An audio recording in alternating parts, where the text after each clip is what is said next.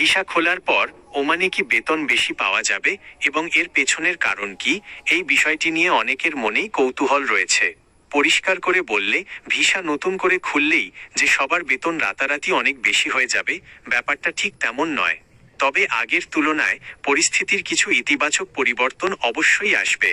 বেতন কেমন হবে এবং কেন কম বেশি হয়, তার আসল কারণগুলো নিচে সহজ করে দেওয়া হলো। 1. ভিসা খুললে বেতন কি আসলেই বেশি হবে? নতুন এবং দক্ষদের জন্য সুযোগ। ওমান সরকার এবার সাধারণ অদক্ষ শ্রমিকের চেয়ে দক্ষ শ্রমিক স্কিল্ড ওয়ার্কার্স নেওয়ার দিকে বেশি জোর দিচ্ছে।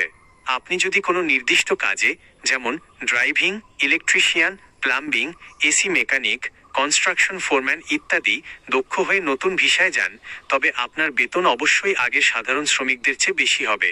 সাধারণ শ্রমিকদের বেতন, একেবারে সাধারণ বা লেবার ক্যাটাগরিতে যারা নতুন যাবেন তাদের বেতন খুব বেশি বাড়বে না। সাধারণত ওমানে নতুন সাধারণ শ্রমিকদের মূল বেতন 100 থেকে 120 ওমানি রিয়াল ওএমআর এর আশেপাশে হয়ে থাকে, থাকা খাওয়া কোম্পানির হলে। অভিজ্ঞতা বাড়লে ধীরে ধীরে বেতন বাড়ে। ইডিওগ্রাফিক পিরিয়ড। 2. ওমানে বেতন কম বা বেশি হওয়ার মূল কারণগুলো কি? 1. ফ্রি ভিসা বা দালালের খপ্পর। ওমানে বেতন কম হওয়ার সবচেয়ে বড় কারণ হলো তথাকথিত ফ্রি ভিসা।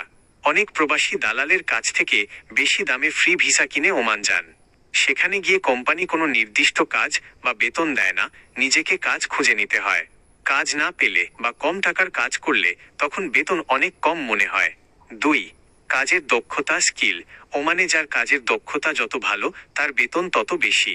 কোনোরকম কাজ না জেনে লেবার হিসেবে গেলে বেতন কম হওয়াই স্বাভাবিক।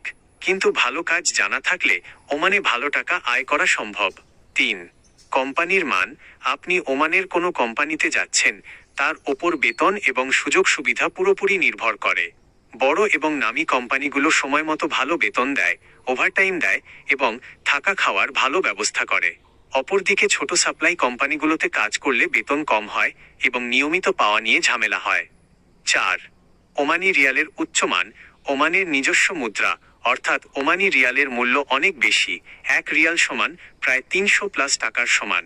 তাই ওমানে 100-150 রিয়াল বেতন হলেও বাংলাদেশের টাকায় সেটি প্রায় 30,000 থেকে 45,000 টাকার মতো হয়ে যায়। এই রিয়ালের দাম বেশি হওয়ার কারণেই মূলত ওমানের বেতনকে বেশি মনে হয়।